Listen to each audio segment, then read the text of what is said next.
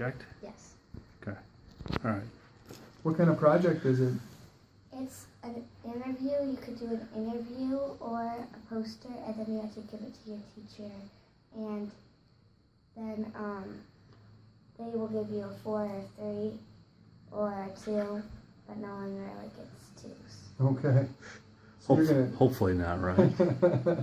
And Jeff has got such a special job that you'll of course get a 4, maybe even a 5. Oh wow, that'd Right? be great. That'd be awesome. What is your occupation? So I'm a bank manager. What are the responsibilities of your job?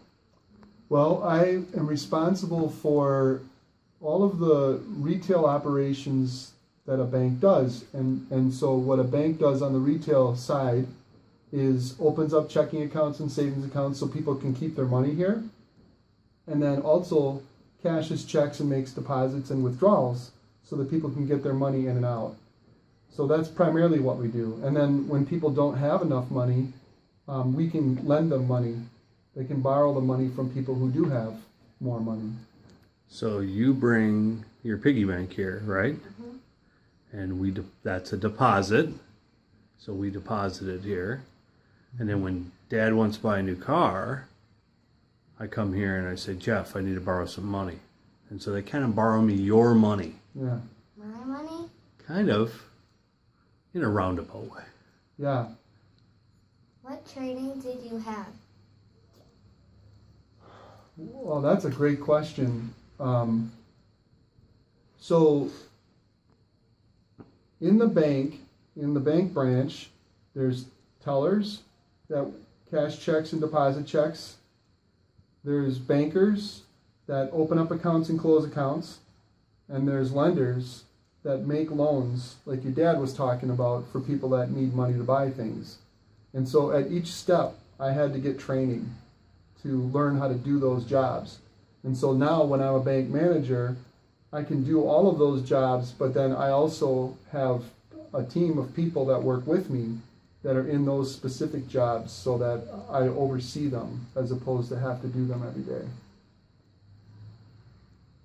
Do you have a uniform that you have to wear?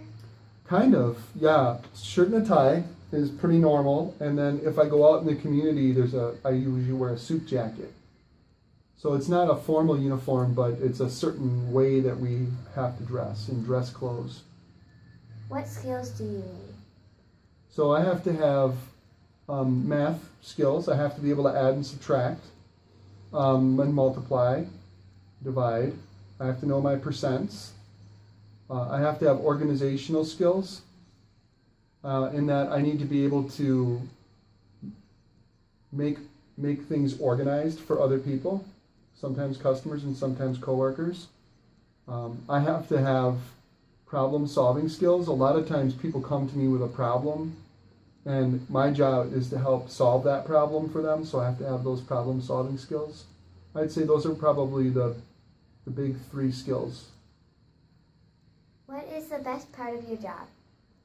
Helping people. I love to help people. How does your job help the community? Well, in a lot of ways. So first, we're a safe place where people can bring their money. Second, we have money, so when people need money, they can come here and borrow it from us, and they can get houses and cars and things like that. And then third, we're very involved in the charitable giving of the community. So not only does the business contribute to the community by paying its taxes, but we also find ways to get involved in the community, like in the schools, like I'm doing here with you today, in the Sunshine Place, the food pantry, and other nonprofit organizations in the community.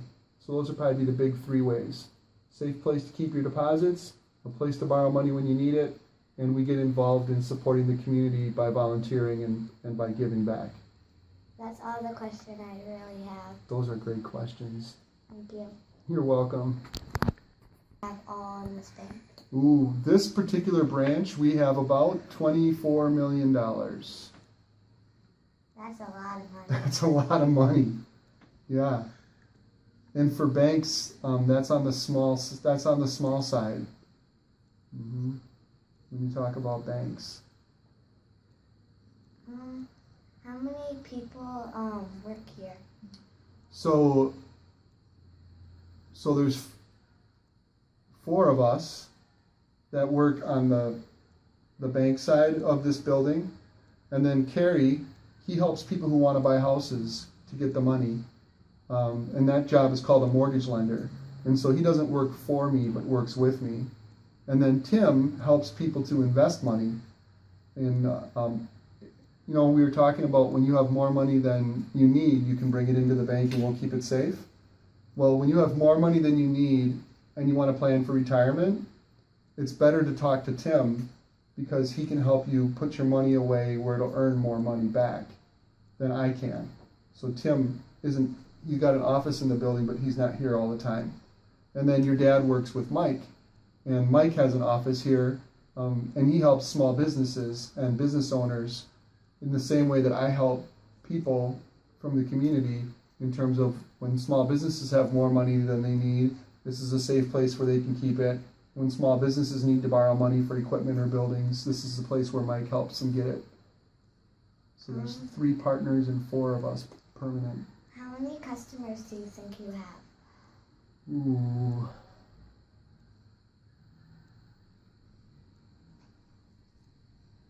That's a really good question, Greta. I would probably say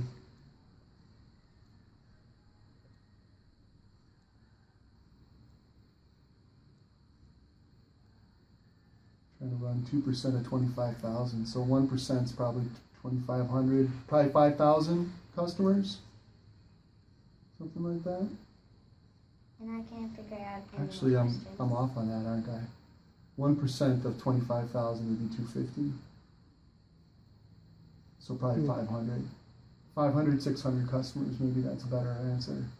I think 5,000 would be closer to 10%.